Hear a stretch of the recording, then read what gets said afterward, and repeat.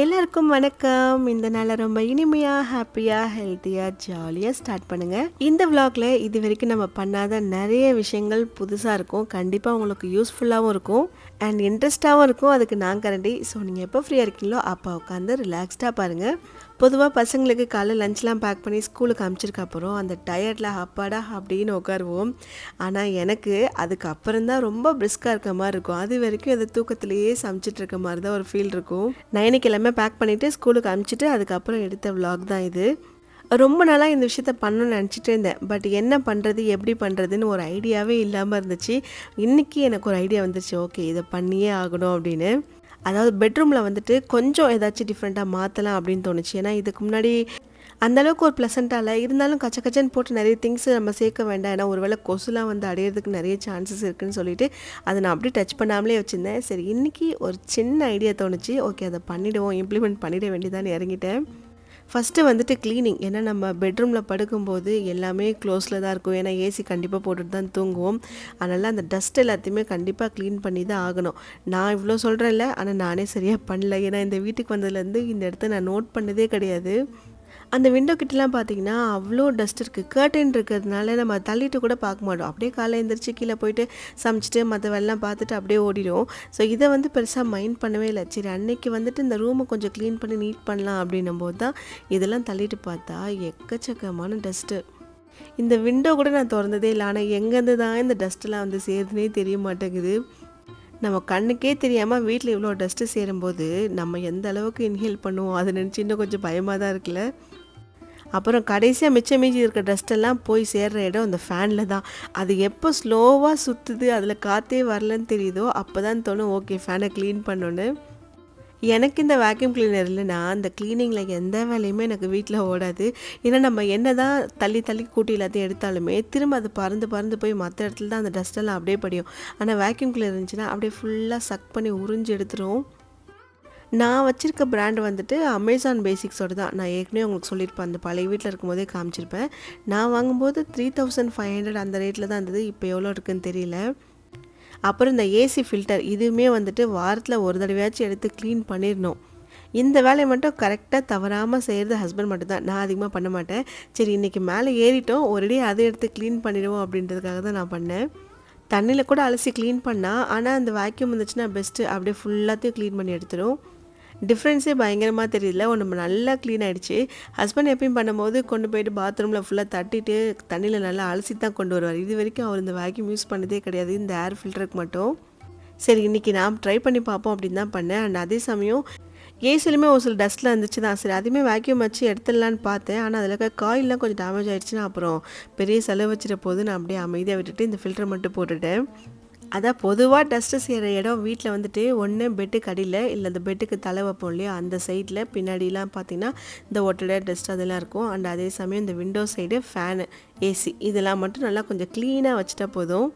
எனக்கு இந்த மாதிரி க்ளீன் பண்ணுறது, அப்புறம் வந்து இந்த காஸ்மெட்டிக்ஸ், அதாவது நம்ம வளையல் கம்மல்லாம் வச்சுருக்கோம்ல அந்த மாதிரிலாம் எடுத்து அந்த ட்ரெஸ்ஸிங் டேபிள்லாம் க்ளீன் பண்ணி அதை அரேஞ்ச் பண்ணுறது, ஆர்கனைஸ் பண்ணுறது, இந்த மாதிரி வேலையெல்லாம் எனக்கு ரொம்ப இன்ட்ரெஸ்ட்டாக இருக்கும். சின்ன வயசுலேருந்தே நான் அந்த வேலையை ரொம்ப இன்ட்ரெஸ்ட்டாக பண்ணுவேன். நிஜமாக தான். ஏன்னா அப்போல்லாம் ட்ரெஸ்ஸிங் டேபிள்லாம் வீட்டில் கிடையாது. பெருசாக ஒரு மிரர் வச்சுருப்பாங்க, அதுவும் ஜன்னலில் வந்து தொங்க விட்டுருப்பாங்க விண்டோவில். அதுக்கு பக்கத்தில் இருக்க அந்த செல்ஃபில் வந்துட்டு திங்ஸ் எல்லாம் இருக்கும். ஆயில் பாட்டில்லேருந்து தண்ணின்ட்டு சீப்பு, அப்புறம் போட்டு என்னெல்லாம் வேணுமோ அந்த எல்லாமே செல்ஃபில் தான் இருக்கும். நான் அப்போயே வந்துட்டு எவ்வளோ நீட்டாக வைப்பேன்னா, அதுக்கு ஒரு பாக்ஸ் எடுத்துகிட்டு வந்து வச்சு பொட்டெல்லாம் ஒரு பாக்ஸில், ஆயிலெலாம் ஒரு பாக்ஸில், சீப்புலாம் ஒரு பாக்ஸில் அப்படின்ற மாதிரி தான் வைப்பேன். ஸோ எனக்கு அப்போ இருந்தே அந்த மாதிரி கொஞ்சம் ஆர்கனைஸ் பண்ணுற விஷயத்தில் இன்ட்ரெஸ்ட் ஜாஸ்தி தான். இந்த நைட் லேம்ப் தான் வந்து இது வாங்கி ஒரு 3 மாதத்துக்கு மேலே இருக்கும். நானும் பெட்ரூமில் வைக்கணும்னு தான் வாங்கினேன். எடுத்து வந்து வைக்கணும்னு யோசித்து சரி க்ளீன் பண்ணிவிட்டு கடைசியாக வைப்போம் அப்படின்னு தான் யோசித்தேன். அதனால தான் இன்றைக்கி மொத்த வேலையை முடிச்சுட்டு வச்சுருக்கேன். இது இவ்வளோ சூப்பராக இருக்கும் நான் எதிர்பார்க்கவே இல்லை. இந்த டேபிள் சும்மா தான் கீழே ரூமில் இருந்தது. சரி, கொண்டு வந்து இங்கே வச்சுட்டு ஏர் பியூரிஃபையர் அதில் வச்சுட்டு நம்ம மணி பிளான்ட் கொண்டு வந்து ஒன்று வச்சுருவோம் நைட் லேம்ப் பக்கத்துலேயே அப்படின்னு சொல்லிட்டு தான் நினச்சிட்டே இருந்தேன். இந்த மாதிரி சிம்பிளாக ஒரு ஆர்கனைஸ் மட்டும் பண்ணிவிடுவோன்னு. ஸோ அதுக்கேற்ற மாதிரி பக்காவாக செட் ஆகிடுச்சு. நல்லா இருந்துச்சுன்னா கமெண்ட்டில் சொல்லுங்கள். அப்படியே முடிச்சுட்டு வந்துட்டு ஒரு சின்னதாக டீ தான். இன்றைக்கி என்ன டீ போட போகிறேன்னா ப்ளூ டீ போட போகிறேன். அதாவது நம்ம சங்குப்பூன்னு சொல்லுவோம் இல்லையா, அந்த ப்ளூ கலரில் இருக்கும்ல அதுதான். ஊர்லலாம் நமக்கு நிறைய செடி இருக்கும். எங்கள் வீட்லேயும் சாதாரணமாக வச்ச ஒரு சின்ன செடி தான் அப்படியே வளர்ந்து பெரிய கொடியாக படர்ந்து அவ்வளோ பூ பூக்க ஆரம்பிச்சிருச்சு. நீங்கள் முன்னாடிலாம் அந்த அம்மா வீட்டு விலாகில் நான் போட்டிருப்பேன்ல பழசு, அதெல்லாம் பார்த்தீங்கன்னா தெரியும். அது நமக்கு வந்து ஃப்ரெஷ்ஷாக கிடைக்கும். அப்படியே ஒரு 2 பூ பறித்து கொதிக்க வச்சு குடிக்கலாம். சின்ன வயசில் நான் இதை குடித்தது கூட கிடையாதுங்க. இதெல்லாம் எதுக்கு நாங்கள் யூஸ் பண்ணுவோம்னா, ஸ்கூலில் வந்து டெக்கரேட் பண்ணுறதுக்கு யூஸ் பண்ணியிருக்கோம். எங்கள் வீட்டில் கூட இதெல்லாம் குடித்ததும் கிடையாது, சொன்னதும் கிடையாது. அப்போலாம் நமக்கு இந்த பற்றின டீட்டெயில்ஸ் ஒன்றுமே தெரியாது. இப்போ வந்துட்டு நான் எங்கே வாங்கினேன்னா, இது அமேசானில் தான் வாங்கினேன். இது வந்து ட்ரை பண்ணி வச்சுருக்காங்க. அப்படியே ஒரு பேக்காக எல்லாமே இருந்தது. நான் இது மட்டும் தான் வாங்கினேன். இது கூட வந்து ஹைபிஸ்கஸ்லாம் கூட இருந்தது, ட்ரைடு எல்லாமே. ஸோ இது மட்டும் போதும், வீக்லி ஒரு 2 தடவை இல்லை 3 தடவை குடித்தா போதும் அப்படின்றதுக்காக தான் வாங்கினேன். எங்கள் ஸ்கூலில் வந்துட்டு இந்த ப்ரேயர் ஹால்னு ஒன்று இருக்கும். அந்த ஹாலில் வந்துட்டு எல்லாருமே ஒரு நாள் ஃப்ரைடே ஈவினிங்காக தேர்ஸ்டே ஈவினிங் தெரியல, ஒரு நாள் ஈவினிங் அந்த 8th ஸ்டாண்டர்ட்னா எல்லா செக்ஷன் A to G வரைக்கும் எல்லாருமே அப்படியே கேதர் ஆகணும். அந்த இடத்துல ஒரு பெரிய கான்ஃபரன்ஸ் ஹால் மாதிரி இருக்கும். அப்போ வந்து என்னென்னா, ஒவ்வொரு நாள் ஒவ்வொரு செக்ஷனில் வந்துட்டு டெக்கரேட் பண்ணணும். அப்போ வந்து என்னோடய செக்ஷனுக்கு வந்துருச்சுன்னா, நம்ம வந்துட்டு பயங்கரமாக டெக்கரேட் பண்ணுவோம். அந்த பூவெல்லாம் வச்சு ரங்கோலி போட சொன்னால் ஓகே, என்ன பண்ண சொன்னாலும் டெக்கரேஷன்லாம் பயங்கரமாக பண்ணிவிடுவோம். அப்போ வந்து எல்லாருமே கொஞ்சம் கொஞ்சம் அவங்கவுங்க வீட்டிலேருந்து பூ எடுத்துகிட்டு வரணும். அது வந்துட்டு மஸ்ட்டு, கண்டிப்பாக எல்லாருக்கிட்டையுமே சொல்லிவிடுவாங்க. அப்போ இந்த சங்குப்பூ தான் நிறைய கொண்டு வருவாங்க ஃப்ரெண்ட்ஸ்லாம். அதை வச்சு தான் டெக்கரேட் பண்ணுவோம். அதெல்லாம் ஒரு மாதிரி ஜாலியாக ப்ரௌடாக இருக்கும். அதுலேயும் நம்ம ஏதாச்சும் பண்ணதை பார்த்துட்டு மேம் சூப்பராக இருக்குது அப்படின்னு சொல்லிட்டாங்கன்னா போதும், எல்லாரும் முன்னாடியும் அது வந்துட்டு சொல்லவே முடியாத வார்த்தையில் அந்த சந்தோஷத்தெல்லாம் அது ஒரு பயங்கர ப்ரௌட் மொமெண்ட்டாகவே ஃபீல் பண்ணுவோம். இப்போ எனக்கு அந்த சங்குப்பூன்னு பார்த்தது எனக்கு அந்த மெமரிஸ்லாம் தான் ஃபஸ்ட்டு ஞாபகம் வந்துச்சு. சேனல் தான் சும்மா ஷேர் பண்ணேன். உங்களுக்கு இந்த சங்குப்பூ பார்த்ததும் உங்களுக்கு என்ன மெமரிஸ்லாம் ஞாபகம் இருக்கோ மறக்காமல் ஷேர் பண்ணுங்கள். நீங்கள் ஃபர்ஸ்ட் டைம் குடிக்கிறீங்க அப்படின்னா ஒரு மாதிரி பிடிக்காது தான், எனக்கும் அப்படி தான் இருந்தது. ஒரு 2-3 தடவை குடிச்சு பழகிட்டிங்கன்னா ஏதோ சூடாக குடித்தா நல்லா இருக்குன்னு தோணும்ல, அந்த மாதிரி தான் இருக்கும். இவ்வளோ ஸ்ட்ராங்காக வேணால் சும்மா ஒரு பூ மட்டும் போட்டு கூட கொதிக்க வச்சு குடிக்கலாம். ரொம்பவே நல்லது, ரொம்ப நல்லாவும் இருக்கும். முன்னாடி ஒரு சின்ன மேக்னெட் நோட் பேட் மாதிரி ஒன்று வாங்கினேன். ஃப்ரிட்ஜில் வந்து ஸ்டிக் பண்ணி வச்சுட்டு ஏதாவது திங்ஸ்லாம் இல்லைனா நோட் பண்ணி வச்சுக்கலாம், கொஞ்சம் ரிமைண்டர் மாதிரி இருக்கும் அப்படின்னு சொல்லிட்டு. ஆனால் இந்த தடவை என்ன வாங்கினா, ஒரு பெரிய ஷீட்டே வாங்கிட்டேன். அதாவது 7 days இருக்கும்.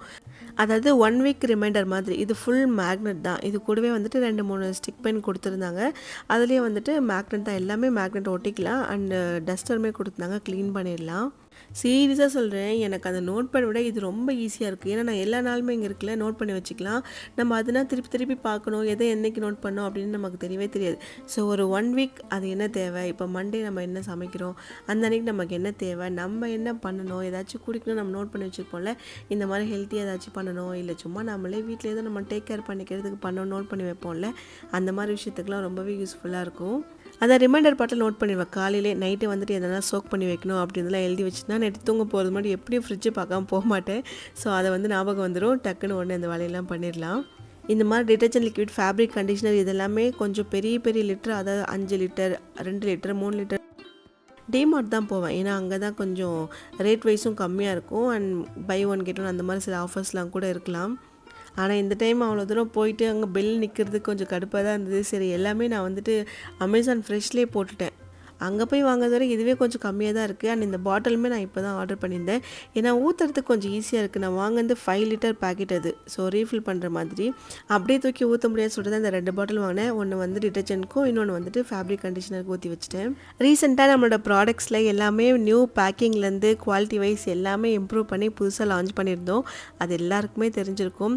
அண்ட் எக்கச்சக்கமான கமெண்ட்ஸ், ரொம்ப சூப்பராக இருக்குது, பேக்கிங் முதற்கொண்டு டேஸ்ட் முதற்கொண்டு செம்மையாக இருக்குன்னு சொல்லி கமெண்ட் பண்ணியிருந்தீங்க. Thank you so much. அண்ட் அதுக்கப்புறம் தான் ஏபிசி கூட லான்ச் பண்ணியிருக்கோம். எல்லாமே சன்ட்ரை பண்ணுது. ஸோ பியோரான பவுடர் உங்களுக்கு கிடைக்கும்.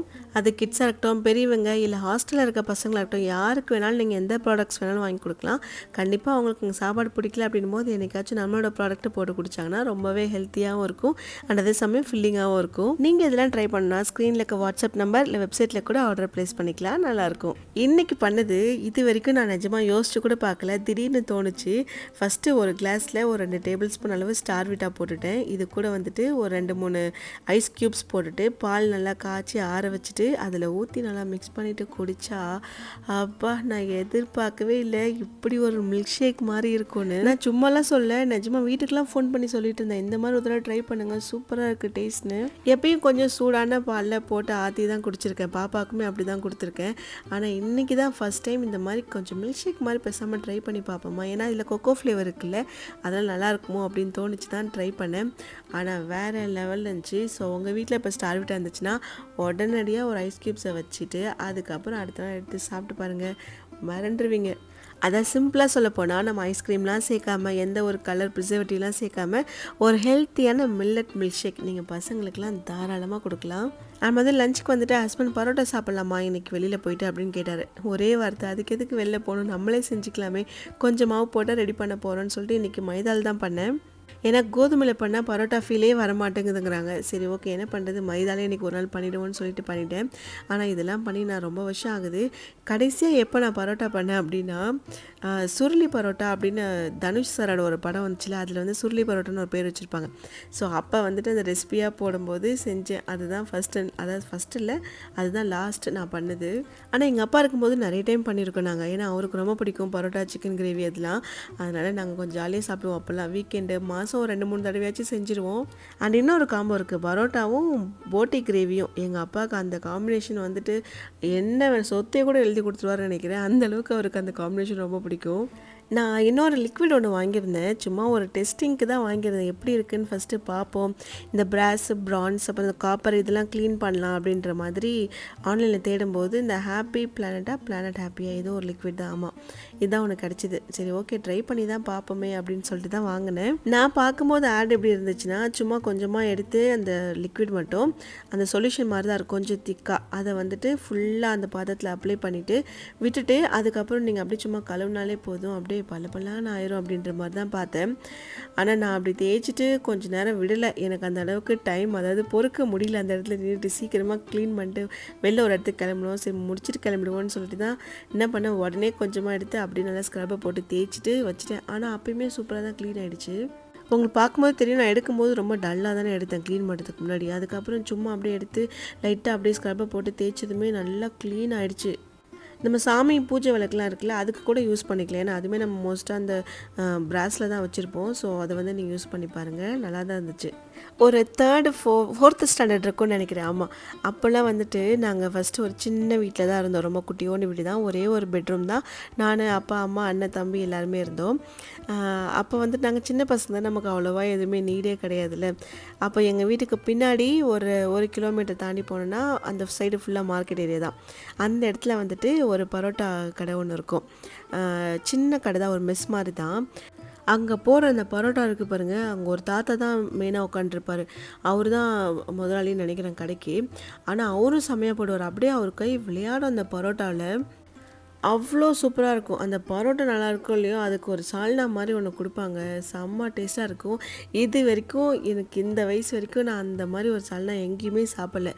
அந்த தாத்தா இறந்ததுக்கப்புறம் அந்த கடையுமே க்ளோஸ் பண்ணிட்டு போயிட்டாங்க. அப்போல்லாம் பரோட்டா அப்படின்னாலே லேயராக தான் வரும். இப்போ தான் பரோட்டான்னு போய் நின்னா அப்படியே நல்லா ஸ்ப்ரெட் பண்ணிவிட்டு நாளாக மடித்து போட்டு இதான் பரோட்டா அப்படின்னு கொடுத்துட்றாங்க. நிறைய இடத்துல அந்த மாதிரி எக்ஸ்பெக்ட் பண்ணி நிறைய ஏமாந்து போயிருக்கேன். அதனால் இதெல்லாம் பரோட்டாவே இல்லைடா அப்படின்ற மாதிரி தான் தோணும். ஸோ அதுக்கு தான் இன்றைக்கி நான் வீட்டிலே பண்ணுறேன்னு நான் பண்ணி கொடுத்துட்டேன். நூல் பரோட்டா மாதிரி போடணும் அப்படின்றதுக்காக தான் அந்த ஒரு நவீன மிஷினை வாங்கினேன். அது வாங்கி 2-3 மாதத்துக்கு மேலே இருக்கும். பரோட்டா போட்டால் தானே நமக்கு அதை யூஸ் பண்ணுறதுக்கு. சரி என்றைக்காச்சும் போடுவோம், அன்றைக்கி யூஸ் பண்ணிப்போம் அப்படின்றதுக்காக பத்திரமா வச்சுருந்தேன். நம்ம இஷ்டம் தாங்க ஆயில் சேர்க்கறதுலாம். அவங்களுக்கு வந்துட்டு கடையில் இருக்க மாதிரியே வேணும் அப்படின்னா நீங்கள் நிறைய ஆயில் ஊற்றி செய்யலாம். மாவு பேசுமே கூட நிறைய எண்ணெய் ஊற்றலாம். நமக்கு அவ்வளோலாம் தேவையில்லை, நம்ம தானே சாப்பிட போகிறோம், நம்ம உடம்புக்குள்ளே தான் போக போகுது அப்படின்னு யோசிச்சிங்கன்னா நீங்கள் சும்மா லைட்டாக ஆயில் ஸ்ப்ரெட் பண்ணி போட்டாலே போதும். அதுவுமே நல்லா தான் இருக்கும். இதுக்கு வச்சு இந்த சிக்கன் கிரேவி வந்துட்டு, சாரி நான் ரெசிபி வந்துட்டு சொல்லலை. ஏன்னா இந்த ரெசிபி வந்துட்டு நான் சரி எடுக்கணும் அப்படின்னு தோணிடுச்சு. உடனே ஸ்பைசி சமையலில் போய் ஸ்டுடியோவில் போய் எடுத்துட்டேன்.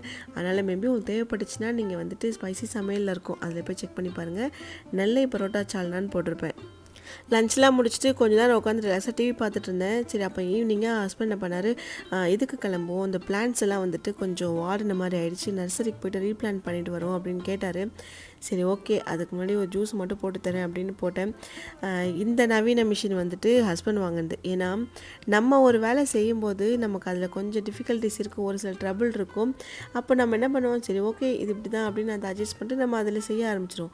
ஆனால் இந்த வேலையை நான் ஹஸ்பண்ட் கிட்ட கொடுத்ததுக்கு அவரில் எத்தனை பாத்திரத்தை கழுவ வேண்டியதாக இருக்குது ஒரு ஜூஸ் போடுறதுக்கு. அது கழுவுறதுக்கு சிம்பிளாக இருக்க மாதிரி ஒரு மிஷினை வாங்குவோன்னு சொல்லிட்டு தான் இதை வாங்கினார். அதாவது நம்ம வச்சுருக்க மிக்ஸிலே வந்துட்டு இருக்குதான், அது ஒரு ஜார் இருக்குது, ஜூஸருமே இருக்குது, இந்த மாதிரி சிட்ரஸ் ஃப்ரூட்கான ஒரு ஜூஸருமே இருக்குது. ஆனால் அதெல்லாம் எடுத்தோன்னா அந்த பெரிய பாட்டம்லேருந்து எல்லாமே கழுவணுமா, அதனால் அவருக்கு கொஞ்சம் கஷ்டமாக இருக்கான். இது வந்து ரொம்ப ஈஸி. இதோ இந்த இந்த மாதிரி ஃப்ரூட்ஸை கட் பண்ணி சென்டராக வச்சு ஒரு ப்ரெஸ் பண்ணால் போதும், அப்படியே ஜூஸ் எல்லாம் சூப்பராக வந்துடுது. சொல்லப்போனால் நிஜமாக நல்லா தான் இருக்குது. ஆனால் நான் தான் அவர்கிட்ட சொல்லவே இல்லை. உண்மையிலே க்ளீன் பண்ணுறது ரொம்ப ஈஸியாக இருக்கிறதுனால அவரோட நான் தான் அதிகமாக யூஸ் பண்ணிகிட்ருக்கேன். இது நானே உங்களுக்கு காமிக்கிறேன் பாருங்கள். இல்லை, க்ளீன் பண்ணுறது ரொம்ப ஈஸி தான். அதுக்காக நான் வந்துட்டு மார்க்கெட்டிங்லாம் பண்ணல, சொல்கிறேன். மேபி நீங்கள் இது வரைக்கும் வாங்கவே இல்லை அப்படின்னா இதை வேணால் ட்ரை பண்ணி பாருங்கள். ஆனால் இதில் எல்லாமே போட முடியாது. இந்த மாதிரி என்னது சாத்துக்குடி, அப்புறம் ஆரஞ்சு, அப்புறம் வந்துட்டு பொமோக்ரானட் போடலாம். அதையுமே கட் பண்ணி பாதியாக வச்சு ப்ரெஸ் பண்ணால் போதும், வந்துடும். ஸோ இந்த மாதிரி ஃப்ரூட்ஸ் தான் போட முடியும். உங்களுக்கு அந்த மாதிரி தேவைப்பட்டுச்சுன்னா நீங்கள் வாங்கிக்கலாம். இல்லைனா அது கொஞ்சம் யூஸ் இல்லை அப்படின்னும் போது வாங்குறது வேஸ்ட்டு தான். இப்போ நான் எடுத்து க்ளீன் பண்ணி வச்சல, அது மட்டும் கழுவிட்டு வச்சாலே போதும். சும்மா லைட்டாக அலசிட்டு வச்சுட்டா போதும், சூப்பராக க்ளீன் ஆகிடுது.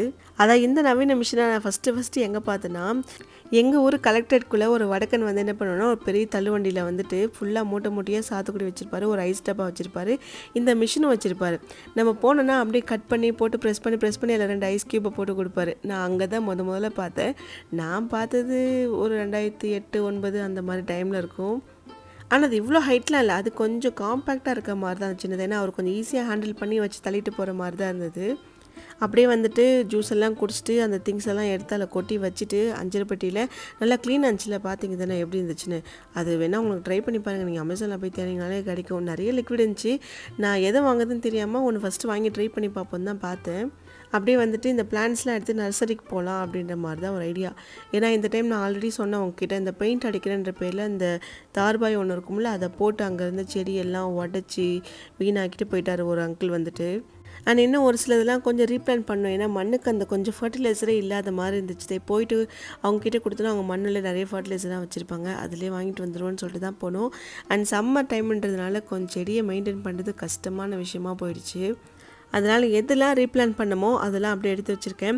அண்ட் லாஸ்ட் டைம் இந்த பர்த்டே அப்போது பாண்டிச்சேரி போயிட்டு வரும்போது கூட பெருசாக 2-3 பாட் வாங்கிட்டு வந்தேன்.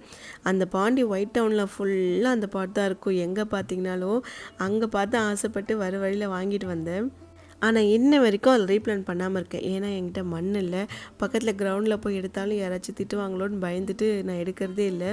சரி, எதுவாக இருந்தாலும் நர்சரிலே வாங்கிப்போம் காசு கொடுத்துன்னு சொல்லிட்டு தான் வந்துட்டேன்.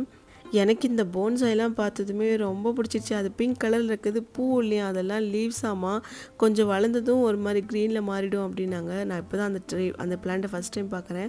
சூப்பராக இருந்தது. வந்துட்டு ஒரு 4-5 அவுட்டோருக்கும் அப்புறம் இன்டோருக்கும் வந்து ஒரு சிலது வாங்கினேன். எனக்கு ரொம்ப பிடிச்சது வந்துட்டு இந்த ஸ்பைரல் சீசின்னு ஒன்று, ரொம்ப குட்டியாக க்யூட்டாக இருந்தது. நான் எடுத்துகிட்டு போனால் அந்த 2 ஜாடியிலுமே வந்துட்டு அழகாக வச்சுட்டாங்க. அதை வந்து கண்டிப்பாக கொண்டு வந்து டிவி பக்கத்தில் தான் வைக்கணும் அப்படின்னு நினச்சிட்ருக்கேன். உண்மையிலேயே செம்ம க்யூட்டாக வந்து பார்த்ததுமே. அதாவது இவங்க கடையை நான் வந்துட்டு ஒரு வருஷத்துக்கு முன்னாடி பிடிச்சேன். எப்படின்னா, இந்த இன்ஸ்டாகிராமில் இந்த செடி வாங்கினா இது ஆஃபர் இருக்குது, இத்தனை % ஆஃபர் இருக்குது, சென்னையில் தான் பக்கத்தில் பார்த்தா நம்ம ஏரியா பக்கத்துலேயே தான் இருந்தது. சரி, ஓகே, பக்கத்துலலாம் இருக்குது, பேசாமல் இங்கேயே போயிடுவோன்ட்டு தான் 1 இயர் பிஃபோரே வந்து இங்கே நான் வாங்க ஆரம்பித்தேன். அதில் வந்து நம்ம எப்போ போனாலும் நம்ம கேட்காமலே இது எடுத்துக்கோங்க அது எடுத்துக்கோங்கன்னு சொல்லிட்டு கொண்டு வந்து கொடுப்பாங்க. அண்ட் பிளான்ஸை பற்றி நிறைய ஐடியாஸ் கொடுப்பாங்க. இங்கே போனீங்கன்னா அங்கே ஒரு அக்கா வேலை செய்கிறாங்க, நல்லா சுறுசுறுப்பு. எனக்கு அவங்கள பார்த்ததும் நம்மளாம் சும்மா அப்படின்ற மாதிரி தான் தோணுச்சு. நிறைய பேர் பார்த்துட்டிங்க இந்த விலாக் ஆல்ரெடி நினைக்கிறேன். லாஸ்ட் டைம் வந்துட்டு நான் போட்டது தான் 2 வீக்ஸ் பிஃபோர். பட் ஒரு சின்ன மிஸ்டேக்கால் நான் அதை வந்துட்டு டெலீட் பண்ண வேண்டியதாக ஆயிடுச்சு. அதை நான் அப்படி ஒரு இஷ்யூ வரும்னு நான் எதிர்பார்க்கவே இல்லை. ஆல்ரெடி நான் ஷார்ட்ஸில் ஒரு டைம் ஃபேஸ் பண்ணிட்டேன். பட் லாங் வீடியோவில் அந்த மாதிரி வரும் அப்படின்றது நான் எதிர்பார்க்கவே இல்லை. அதாவது என்னதுன்னா, நான் ஒரு டைம் ஷார்ட்ஸ் அப்லோட் பண்ணும்போது லாஸ்ட் வீக்கில் சொல்லியிருந்தேன்ல ஒரு விலாகில், வாய்ஸ் வந்து திடீர்னு ஏஐ வாய்ஸ் மாதிரி மாறிடுச்சு, கூகுள் வாய்ஸ் மாதிரி. சரி, ஓகே, அது ஏதோ மிஸ்டேக் ஆகிடுச்சின்னு சொல்லிட்டு டெலிட் பண்ணி போடுறேன். திரும்ப அப்படியே தான் வந்துச்சு. அண்ட் ஃபைனலாக போயிட்டு லாங்குவேஜ் வந்து டிஃபால்ட்டாக தமிழ்லன்னு சொல்லிட்டு மாற்றிட்டேன். அதுலேருந்து ஷார்ட்ஸில் எந்த ப்ராப்ளம் இல்லை. சரி, லாங் வீடியோவில் என்ன பிரச்சனை வரப்போகுது அப்படின்னு பார்த்தா, இது ஏதோ அப்டேட் கொடுத்துருப்பாங்க போல் யூடியூப்பில். அதாவது வாய்ஸ் இல்லாமல் போடும்போது நீங்கள் ஆட்டோமேட்டிக்காக வாய்ஸ் வந்து சேஞ்ச் பண்ணிக்கலாம், இல்லை நீங்கள் வாய்ஸோடு அப்லோட் பண்ணால் கூட எந்த வாய்ஸ் வேணாலும் சேஞ்ச் பண்ணிக்கலாம் அப்படின்ற மாதிரி புது அப்டேட் போல். நான் என்ன பண்ணிவிட்டேன், நான் அதை நோட் பண்ணாமலே நான் மட்டுட்டு அக்செப்ட் பண்ணிவிட்டு இது போட்டுட்டேன் லாங் வீடியோவை. சரி கொஞ்ச நேரம் ஓடிட்டு இருந்த வீடியோ திடீர்னு பார்த்தா எல்லாம் கூகுள் வாய்ஸில் ஓட ஆரம்பிச்சு. எனக்கே சிரிப்பு தாங்கலை வீடியோ பார்த்ததும். என்னடா அது இப்படி ஆயிடுச்சு, நமக்கு வந்து நேரம் இப்படி ஆயிடுச்சுன்னு சொல்லிட்டு சரி வேறு வழியே இல்லை, இது ரிமூவ் பண்ணி தான் ஆகணும். நான் என்னென்னமோ ட்ரை பண்ணி பார்த்தேன், அது ரிமூவ் பண்ணாமல் எதாவது பண்ண முடியுமான்னு. பட் வாய்ப்பே கிடையாது, நம்ம ரிமூவ் பண்ணிவிட்டு போட்டால் மட்டும்தான் முடியுன்ற மாதிரி ஒரே ஆப்ஷன் தான் இருந்தது. சரி ஓகே, நிறைய பேர் பார்த்துட்டு வேறு கேட்டிங்க, இப்போ தானே போட்டிங்க, நான் தமிழில் மட்டும் தான் பார்த்தேன், வீட்டுக்கு வந்து பார்க்கறதுக்குள்ளே வீடியோ காணோம் அப்படின்னு. ஸோ இது மட்டும் தான் ரீசன், தப்பாக நினச்சிக்காதீங்க. ஏன்னா அதுவுமே சில பேர் பண்ண கமெண்ட்ஸ்லாம் எனக்கு தெரிஞ்சது ஏதோ ஒரு ப்ராப்ளம் இருக்குது வீடியோலன்னு. அக்கா வாய்ஸ் வரல, அக்கா வாய்ஸ் வேறு மாதிரி இருக்குது, ஏன் இப்படி பேசியிருக்கீங்க, ஏன் இந்த வாய்ஸை கொடுத்தீங்க அப்படின்னும் போது தான் ஐயோ நம்ம என்னடா பண்ணோம் அப்படின்ட்டு போய் வீடியோ ப்ளே பண்ணும்போது தான் செம்ம ஷாக்கு. அதை கஷ்டப்பட்டு விலாகை ஷூட் பண்ணி அதை எடிட் பண்ணி அதுக்கு வாய்ஸ் ஓவர் கொடுத்து முடிக்கிறதுக்குள்ளே நமக்கு வந்துட்டு ஒரு பெரிய பொறுப்பே முடிஞ்ச மாதிரி இருக்கும். அப்போ திடீர்னு இந்த பிரச்சனை வரும்போது எவ்வளோ டென்ஷன் ஆகும் தெரியுமா. Okay, that's not my day அப்படின்ற மாதிரி தான் தோணுச்சு. அதை அக்செப்ட் பண்ணிவிட்டு இந்த வீக் நான் போட்டுட்டேன். ஸோ ஒரு வழியாக பிளான்ஸ் எல்லாமே ரீப்ளான் பண்ணி எதெல்லாம் இன்டோர் பிளான்ட்டோ அதெல்லாம் உள்ளே வச்சுட்டு எதெல்லாம் அவுட்டோரோ அதெல்லாம் வந்து வெளில அரேஞ்ச் பண்ணிகிட்டு இருந்தேன். அண்ட் இந்த பிளான்ட் ஸ்டாண்டுமே வந்து இந்த இடத்துக்கு மாற்றிட்டேன். சோஃபா பின்னாடி இருக்கும்போது மேலே வைக்கிற பிளான்ட் மட்டும் தான் விசிபிளாக இருந்து கீழே இருக்கிறதுலாம் தெரியவே இல்லை. சரி கொண்டு வந்து இந்த இடத்துல வச்சுட்டா எல்லா பிளான்ட்ஸுமே தெரியும்ல, ஒரு சின்ன ஐடியா தான். நம்ம இருக்க இடம் நம்ம எப்படி வேணாலும் அரேஞ்ச் பண்ணிக்கலாம். நமக்கு பிடிச்ச மாதிரி இருந்தது தானே அந்த இடத்துல நமக்கு ஒரு பீஸ்ஃபுல்லாக இருக்கும். ஸோ உங்களுக்கு எப்படி பிடிக்குதோ அந்த மாதிரி உங்கள் இடத்த நீங்கள் மாற்றுங்க. களைஞ்சி கிடந்தால் தான் வீடுன்னு சொல்லுவாங்களே, அதெல்லாம் நம்பாதீங்க, சும்மா சாக்குக்குன்னு சொல்கிற பேச்சு அது. ஸோ நம்ம இந்த விலாகோட எண்டுக்கு வந்துட்டோம். இது ஒரு அடுத்த விலாகாக மீட் பண்ணலாம். அது வரைக்கும் ஹாப்பியாக ஹெல்த்தியாக ஜாலியாக இருங்க. பாய்.